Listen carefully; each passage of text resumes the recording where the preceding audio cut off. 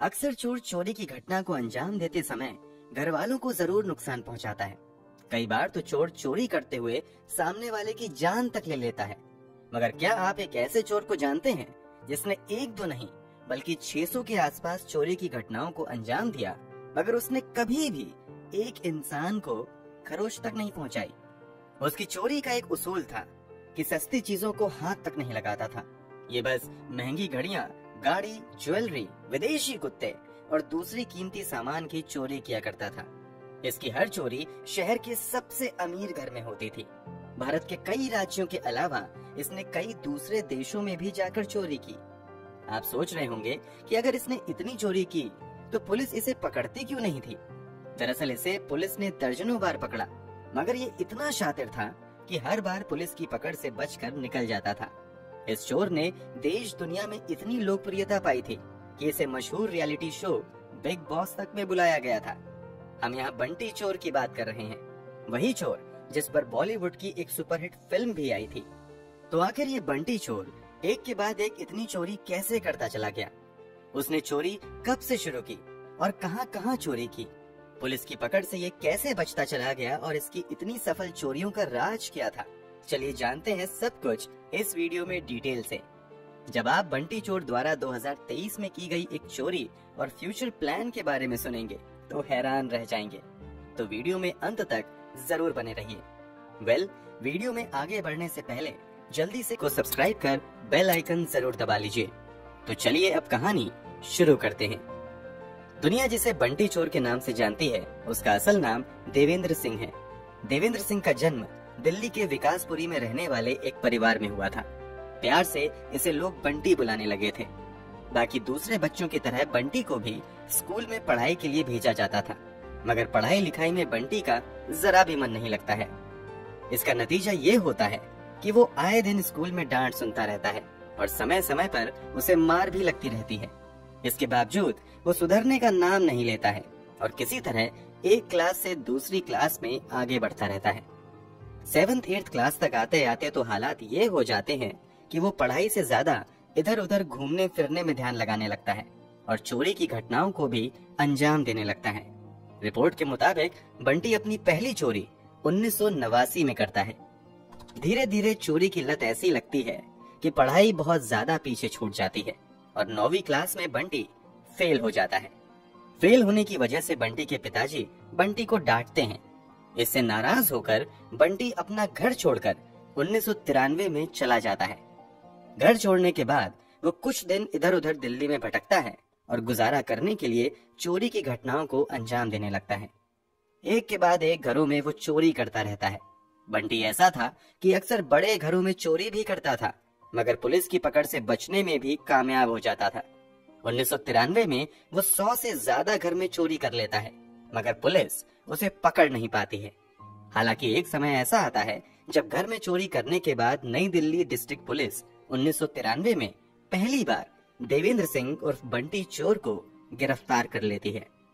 On records ये बंटी चोर की पहली गिरफ्तारी थी। गिरफ्तारी के बाद उसे पुलिस थाने लाया जाता है, मगर वो इतना शातिर निकलता है कि पुलिस वालों के ध्यान को पहले भटकाता है और फिर सबकी नजरों से बचकर वहां से भाग निकलने में कामयाब हो जाता है। दिल्ली में इसकी चोरी पकड़ी गई थी और अब ये पुलिस की नजर में भी आ चुका था। इसलिए बंटी अब अपना अगला ठिकाना चेन्नई को बनाता है और वहां के बड़े घरों में जाकर चोरी करना शुरू कर देता है। ये अक्सर घरों से महंगी महंगी गाड़ियां, लग्जरियस घड़ियां और दूसरी कीमती सामान की चोरी करने लगता है। 1994 में चेन्नई में बंटी चोर का आतंक इतना ज्यादा बढ़ जाता है कि पुलिस की कई टीम इस एक चोर को पकड़ने के लिए लगाई जाती हैं और फाइनली उसे गिरफ्तार भी कर लिया जाता है। गिरफ्तारी के बाद बंटी को चेन्नई के ही एक जेल में डाल दिया जाता है, मगर यहाँ भी वो बच निकलने के रास्ते ढूंढने में लग जाता है और एक दिन जेल में बंद रहते हुए कथित तौर पर छिपकली को मारकर चुपके से निगल लेता है। इस कारण उसे बहुत ज्यादा उल्टियां होने लगती हैं। उल्टी होने की वजह से बंटी को तुरंत हॉस्पिटल में एडमिट करवाया जाता है। यहाँ उसकी हालत जैसे ही थोड़ी बेहतर होती है कि महज एक डिस्पोजेबल सिरिंज की नीडल की मदद से अपने हाथ की हथकड़ी खोल लेता है और पुलिस को चकमा देकर हॉस्पिटल से भाग निकलता है। हॉस्पिटल से छूटते ही अब वो भागकर चंडीगढ़ आ जाता है और यहाँ भी कई घरों में चोरी की घटनाओं को अंजाम देता है। चेन्नई के जेल से छूटे हुए अभी उसे 20 दिन ही हुए थे कि अब चंडीगढ़ में लगातार कई घरों में वो चोरी कर लेता है। इस कारण 1994 में ही चंडीगढ़ में पुलिस उसे गिरफ्तार कर लेती है। ये कितना शातिर था, इसका अंदाजा आप इस बात से लगा सकते हैं कि इससे पहले 2 बार उसकी गिरफ्तारी हुई और दोनों ही बार वो जेल से भागने में कामयाब हो गया था। तीसरी बार गिरफ्तार होने पर भी उसने कुछ तरकीब लगाई और जिस थाने की पुलिस ने बंटी को गिरफ्तार किया था, उसी थाने के इंस्पेक्टर की स्कूटी से बंटी वहां से भाग निकलने में कामयाब हो जाता है। इसके बाद तो वो ऐसे अंडरग्राउंड होता है कि पुलिस खाक छानती रहती है, मगर बंटी का कहीं भी अता पता नहीं चलता है। हालांकि इस दौरान अलग अलग राज्यों के बड़े बड़े शहरों में चोरी की घटनाएं होती रहती हैं। ये चोरी उसी स्टाइल में होती थी जिस स्टाइल में बंटी किया करता था। इससे पुलिस को ये पता चल रहा था कि बंटी अभी भी जीवित है और चोरी की घटनाओं को अंजाम दे रहा है, मगर पुलिस दिन रात की मेहनत के बावजूद बंटी को पकड़ने में नाकाम रहती है। बंटी पर चोरी के मामलों में दर्ज एफआईआर की संख्या बढ़ते हुए सैकड़ों में पहुंच जाती है, मगर बंटी पुलिस की पकड़ से दूर रहता है। 2002 में बंटी दिल्ली के एक बड़े बिजनेसमैन के साकेत वाले घर में चोरी करता है और यहाँ से वो कई कीमती सामान के साथ साथ बिजनेसमैन की पत्नी और बेटी की फ्रेम की हुई तस्वीर भी चुरा कर ले जाता है। इस चुराई गई फोटो फ्रेम को वो अपने उस घर में लटका लेता है जहाँ वो रहता था। आसपास के लोगों को शक ना हो इसलिए वो लोगों को बताता है कि फोटो में दिख रही लड़की और महिला उसकी बेटी और पत्नी है। इस फोटो के सहारे वो मयूर विहार के एक अपार्टमेंट में रहता है और चोरी की घटनाओं को अंजाम देता रहता है, मगर 2002 में पुलिस एक बार फिर से इसे पकड़ लेती है। कुछ समय तक ये जेल में रहता है, मगर बेल मिलते ही बाहर आ जाता है। यहाँ से छूटने के बाद वो अपना अगला ठिकाना केरल को बनाता है। यहाँ भी वो बड़े बड़े बिजनेसमैन के यहाँ चोरी करना शुरू कर देता है। 2007 में वो तिरुवनंतपुरम के एक बड़े एनआरआई बिजनेसमैन के घर में चोरी करके उसकी लग्जरी कार समेत महंगी घड़ी और घर से कई कीमती सामान चुरा लेता है। ये बहुत बड़ी चोरी थी, इसलिए पुलिस वाले पूरी मेहनत करके बंटी चोर को गिरफ्तार भी कर लेते हैं, मगर ये इतना शातिर था कि 2007 में भी ये केरल पुलिस को चकमा देकर उसकी पकड़ से भाग निकलता है। मतलब ऐसा था कि पुलिस के लिए जितना मुश्किल बंटी को पकड़ना होता था, बंटी के लिए उतना ही आसान पुलिस की पकड़ से बच निकलना था। केरल से छूटने के बाद बंटी मुंबई आ जाता है। यहाँ भी वो कई घर में चोरी करता है, मगर पुलिस की पकड़ से बच निकलने में कामयाब हो जाता है। हालांकि एक दिन जब वो चोरी की कार से कहीं जा रहा होता है तो 2 पुलिस वालों की नजर उस पर पड़ती है, तो वो बंटी को पहचान लेते हैं और बंटी को पकड़कर थाने ले जाने लगते हैं। थाने जाने के क्रम में वो पुलिस वाले से खुद ही कार ड्राइव करने की रिक्वेस्ट करता है। दोनों पुलिस वाले उसकी बात मान लेते हैं। कुछ देर ठीक ढंग से कार चलाने के बाद एक सुनसान इलाके में वो कार की एक तार निकाल देता है, जिससे कार बंद हो जाती है। उसके बाद वो काफी देर तक कार चालू करने की नाटक करता रहता है, मगर कार स्टार्ट नहीं होती है। वो अपने साथ मौजूद दोनों पुलिस वालों को भी कहता है कि अगर तुम चाहो तो कार को स्टार्ट करके देखो। वो दोनों भी ट्राई करते हैं, मगर कार स्टार्ट नहीं होती है। फिर बंटी उन दोनों पुलिस वालों से कहता है कि तुम दोनों पीछे से कार में धक्का मारो, शायद कार स्टार्ट हो जाए। बंटी के कहने पर दोनों पुलिस वाले उतरकर कार के पीछे चले जाते हैं। इधर चुपके से बंटी कार के अंदर का तार भी लगा देता है और जैसे ही दोनों पुलिस वाले कार को धक्का लगाते हैं, बंटी कार स्टार्ट करके फुर्र हो जाता है। हालांकि कुछ समय बाद ही 2007 में ही एक बार फिर से उसे एक 5 स्टार होटल से गिरफ्तार कर लिया जाता है। बंटी की खासियत ये थी कि इसने अब तक चोरी करके करोड़ों रुपए कमा लिए थे।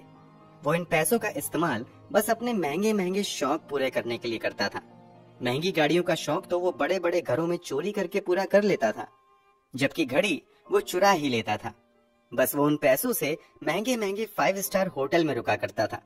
कहा जाता है कि उसने 1993 के बाद से 2007 तक का समय देश दुनिया के अलग अलग देशों में 5 स्टार होटल में रुकते हुए ही बिताया। उसने कभी कोई अपना घर नहीं लिया, क्योंकि उसका मानना था कि जब कभी पुलिस उसे पकड़ेगी तो उसके द्वारा खरीदी गई संपत्ति कोर्ट द्वारा जब्त ही कर ली जाएगी। बंटी की एक और खासियत ये थी कि वो महंगी गाड़ियों को चुराकर बेचता नहीं था, बल्कि कुछ दिनों तक उसे इस्तेमाल करता था, और जब अगले घर में चोरी करने जाता था तो उसी चुराई गई महंगी कार से जाता था। फिर उस चोरी वाले कार को उसी घर में छोड़कर उस घर में मौजूद दूसरी कार लेकर निकल जाता था। ऐसा उसने एक दो बार नहीं बल्कि सैकड़ों बार किया। 2007 तक बंटी द्वारा की गई चोरी की संख्या 500 से 550 पहुंच चुकी थी। इस दौरान उसने करोड़ों रुपए के घड़ी, मोबाइल, लैपटॉप, ज्वेलरी और गाड़ियां चुराई थीं। कमाल की बात तो ये थी कि वो चुराए गए इन सभी सामान को बेचता नहीं था, बल्कि कई बार वो इन सामानों के बदले कोई दूसरा महंगा सामान खरीद लिया करता था। जैसे जब वो दुकान में जाता था तो खरीदारी करने के बाद नाटक करता था कि उसका पर्स गिर गया है, मगर उसके पास ये महंगा मोबाइल है, तो सामान के बदले वो दुकानदार को मोबाइल दे दिया करता था। इसी तरह वो ज्वेलरी और महंगी घड़ी से भी अपने शौक पूरे करता था। कई बार तो वो होटल में भी पेमेंट के बाद लाखों की चुराई गई घड़ी, मोबाइल, लैपटॉप इत्यादि दे दिया करता था। 2007 में ही बंटी मुंबई पुलिस को तो चकमा देकर भाग गया था, मगर फाइनली दिल्ली पुलिस उसे गिरफ्तार कर लेती है और इस बार उसके खिलाफ पुख्ता सबूत जुटाए जाते हैं। इस कारण उसे 3 साल की सजा सुनाई जाती है। अब तक बंटी का इतना ज्यादा नाम हो चुका था कि उस पर एक बॉलीवुड फिल्म भी बनने की शुरुआत हो जाती है। फिल्म के डायरेक्टर बंटी को ही फिल्म में लेने का मन बनाते हैं, मगर बंटी जेल में बंद होता है। इसलिए अभय देओल को लेकर ओए लकी लकी ओए नाम की फिल्म बनाई जाती है। इस फिल्म में बंटी चोर की ही कहानी को दिखाया गया था। फिल्म कामयाब रहती है। इस तरह बंटी पूरे देश में काफी फेमस हो जाता है। 2007 में इसे जेल भेजा जाता है और 3 साल की सजा सुनाई जाती है। 2010 तक वो जेल में रहता है। बेल मिलने के बाद ये जेल से बाहर आता है और अपने विकासपुरी स्थित घर पर जाता है, मगर इसके भाई और दूसरे रिश्तेदार बंटी को अपने साथ रखने से इनकार कर देते हैं, क्योंकि इस पर अभी दर्जनों केस चल रहे थे। बंटी के पास कोई काम भी नहीं था और जेल जाने से पहले चुराकर जमा किया गया पूरा धन भी जब्त हो चुका था। इसलिए वो अब भटकते हुए उसी पुलिस वाले के यहाँ जाता है जिसने पहली बार बंटी को गिरफ्तार किया था। बंटी उस पुलिस वाले को यकीन दिला देता है कि अब वो कभी भी चोरी नहीं करेगा और मेहनत करके कमाएगा। बजाबते मीडिया के सामने बंटी आकर बयान देता है कि वो अब चोरी नहीं करेगा।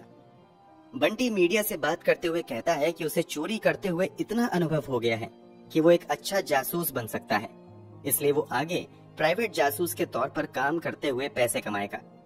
दिल्ली में कुछ प्राइवेट जासूसी कंपनी बंटी से कांटेक्ट करती हैं और एक कंपनी में बंटी कुछ समय तक जॉब भी करता है।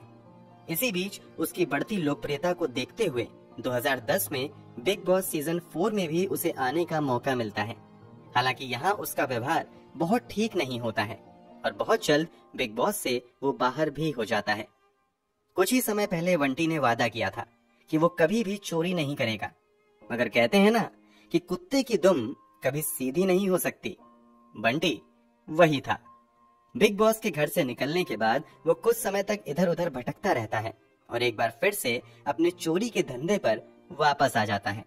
कुछ समय तक तो वो इधर उधर चोरी करता है, मगर भटकते हुए 2013 में वो केरल पहुंचता है और इस बार केरल के एक बहुत बड़े बिजनेसमैन वेणुगोपालन नायर के घर डाका डालता है। वेणुगोपालन नायर का घर ऐसा था कि घर के दरवाजे बुलेट प्रूफ शीशे के बने हुए थे। घर के बाहर 2 हाई सिक्योरिटी अलार्म लगे हुए थे। इसके अलावा कई सीसीटीवी भी घर के बाहर लगे हुए थे। चोरी करने से पहले बंटी कई दिनों तक घर की रेकी करता है और बुलेट प्रूफ ग्लास डोर के लॉक को तोड़ने के तरीकों को सीखता और फाइनली एक दिन चुपके से बंटी घर के बाहर जाता है और पहले दोनों सिक्योरिटी अलार्म को डीएक्टिवेट करता है। जितने भी सीसीटीवी लगे हुए थे उन सबको अपना चेहरा छुपाते हुए डीएक्टिवेट कर देता है। बुलेट प्रूफ दरवाजे के लॉक को भी ये बड़ी चालाकी से तोड़ देता है और फिर चुपके से घर में दाखिल हो जाता है। घर में दाखिल होने के बाद यहाँ से बंटी एक लैपटॉप, 2 मोबाइल फोन, एक सोने की रिंग, 2000 रुपए कैश लेकर घर से बाहर निकलता है। घर के बाहर एक 25 लाख की एसयूवी खड़ी थी। वो इन सभी सामान को उस महंगी कार में रखता है और बड़े आराम से घर के बाहर निकल जाता है। बंटी तो समझ रहा था कि उसकी ये चोरी नहीं पकड़ी जाएगी, मगर उसकी किस्मत खराब थी, या कहिए घर वाले की किस्मत अच्छी थी कि उन्होंने एक हिडन कैमरा दरवाजे के पीछे लगाया हुआ था। बंटी की नजर उस कैमरे पर नहीं पड़ती है। इस कारण जब वो अपने चेहरे को खोलता है तो बंटी का चेहरा कैमरे में कैद हो जाता है और तुरंत उसकी पहचान हो जाती है। जिस बंटी को लोग सुधरा हुआ समझ रहे थे वो एक बार फिर से बड़ी चोरी करके फरार हो चुका था। केरल से चोरी करने के बाद बंटी उसी चुराई गई कार से बेंगलुरु तक आता है और उस कार को वहीं छोड़कर पुणे के लिए निकल जाता है। हालांकि पुणे में पुलिस वाले बंटी को गिरफ्तार कर लेते हैं और बंटी को केरल पुलिस के हवाले कर दिया जाता है। 2013 में उसे पूजापुरा सेंट्रल जेल में बंद कर दिया जाता है। यहाँ उस पर 24 घंटे नजर रखी जाने लगती है कि ये भाग न जाए। केरल में की गई चोरी का मामला अब तिरुवनंतपुरम की ही एक अदालत में चलता है और कई महीनों की सुनवाई के बाद बंटी को चोरी का दोषी करार दे दिया जाता है और 2013 में उसे 10 साल की जेल की सजा सुनाई जाती है। 2013 से 2023 तक बंटी जेल में ही रहता है। लोग यही समझ रहे थे कि 10 साल जेल में रहने के बाद अब बंटी बदल गया होगा, मगर 2023 में बंटी ने जिस चोरी की घटना को अंजाम दिया है उसे सुनकर हर कोई हैरान था। 10 साल जेल की सजा काटने के बाद 3 मार्च 2023 को बंटी जेल से बाहर निकलता है। जेल से बाहर निकलने के बाद वो कुछ समय तक तो इधर उधर रहता है, मगर आदत के मुताबिक एक बार फिर से वो अपने धंधे पर लौट आता है। वो दिल्ली के ग्रेटर कैलाश के 2 घरों में चोरी करता है। एक घर से वो 3 mobile phone, 2 laptop, 5 LED TV, एक प्रिंटर और लाखों के जेवर चुरा कर भाग जाता है। बंटी इतना शातिर था कि उसे मालूम था कि पुलिस मोबाइल के जरिए उसे ट्रेस कर सकती है, इसलिए वो सभी मोबाइल को स्विच ऑफ कर देता है, मगर गलती से एक मोबाइल स्विच ऑन रह जाता है। दिल्ली पुलिस इसी मोबाइल को ट्रेस करते हुए बंटी का पता लगाने लगती है। बंटी दिल्ली से कानपुर जाता है और वहां से नेपाल की तरफ जाने की फिराक में लगा रहता है, मगर दिल्ली पुलिस अपना जाल बिछाती है और लगभग 8 घंटे तक बंटी का पीछा करने के बाद उत्तर प्रदेश के कानपुर देहात इलाके से अप्रैल महीने में बंटी को गिरफ्तार कर लिया जाता है। बंटी इतना शातिर था कि जब पुलिस वाले इसे रोकते हैं और कार का शीशा नीचे करने के लिए कहते हैं, तो ये कार के अंदर से पुलिस वालों को ही पुलिस की आईडी दिखाते हुए कहता है कि मैं तो एक पुलिस वाला हूँ, मगर असली पुलिस वाले पहचान लेते हैं कि ये बंटी है और इस बार वो बंटी के झांसे में नहीं आते हैं। खिड़की तोड़कर बंटी को बाहर निकालते हैं। अब फिलहाल एक बार फिर से बंटी जेल की हवा खा रहा है। चलिए अब इस पॉइंट पर आते हैं कि जिसने बंटी को इतना सफल चोर बना दिया, मतलब बंटी के सफल चोरी के पीछे की असली वजह क्या थी? जवाब है बंटी का कॉन्फिडेंस। बंटी मीडिया से बातचीत करते हुए अपने कॉन्फिडेंस को ही अपनी सबसे बड़ी ताकत बताता है। किसी भी हालत में बंटी घबराता नहीं है। उसे खुद पर इतना यकीन था कि कई बार जब लगा कि वो पकड़ा जाएगा, तब वो अपने कॉन्फिडेंस की वजह से बच निकलने में कामयाब हुआ। जैसे वो एक घर में सुबह चोरी करने गया तो घर का नौकर जागा हुआ था। नौकर उसे देखकर पूछता है कि तुम कौन हो? जवाब में बंटी कहता है कि साहब ने मुझे बुलाया है, तुम जाओ उनसे कहो कि आपसे कोई मिलने आया है। बंटी की बात सुनकर घर का नौकर मालिक को कहने जाता है कि कोई आपसे मिलने आया है। इधर बंटी घर के अंदर मौजूद कीमती सामान चुराकर रफू चक्कर हो जाता है। इसी तरह एक घर में बंटी जब चोरी करने जाता है तो अचानक से घर में सोई बूढ़ी महिला की आंखें खुल जाती हैं। बंटी उस महिला के सिरहाने में रखी ज्वेलरी चुरा रहा था। महिला के जगते ही वो घबराने की बजाय बड़े कॉन्फिडेंस के साथ महिला को गुड मॉर्निंग कहता है। बंटी इतने कॉन्फिडेंस के साथ गुड मॉर्निंग कहता है कि महिला खुद कंफ्यूज हो जाती है और थोड़ी देर सोचने लगती है। तब तक बंटी बड़े आराम से ज्वेलरी निकालकर वहां से निकल जाता है। बंटी की चोरी का एक किस्सा ये भी है कि जब वो एक घर में चोरी करने गया तो घर के नौकर ने उसे देख लिया। यहाँ भी बंटी घबराता नहीं है, बल्कि कहता है कि तुम्हारे मालिक ने घर के कुछ जरूरी सामान एयरपोर्ट तक लाने के लिए मुझे भेजा है। इतना सुनते ही घर का नौकर बंटी के साथ मिलकर बंटी द्वारा दिए गए ऑर्डर के मुताबिक सामान बंटी की गाड़ी में डाल देता है और बंटी उस सभी सामान को बड़े ही आराम से वहां से लेकर निकल जाता है। बंटी को इलेक्ट्रॉनिक डिवाइसेस जैसे लैपटॉप, मोबाइल, म्यूजिक सिस्टम इत्यादि भी बहुत ज्यादा पसंद था। एक घर में जब बंटी चोरी करने के लिए जाता है तो वहां उसे एक महंगा म्यूजिक सिस्टम दिखाई देता है।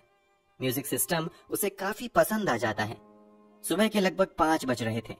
वो म्यूजिक सिस्टम बड़े आराम से लेकर निकलने लगता है। तभी घर की एक बेटी जो भी जॉगिंग से वापस आ रही थी, बंटी को देखकर चौंक जाती है। बंटी को म्यूजिक सिस्टम ले जाते देख वो लड़की उसे टोकती है। जवाब में बंटी बड़े कॉन्फिडेंस के साथ कहता है कि आपके पापा ने आपके लिए एक सरप्राइज गिफ्ट प्लान किया है और उन्होंने ही मुझे इस म्यूजिक सिस्टम को बदलकर दूसरा म्यूजिक सिस्टम लाने के लिए कहा है।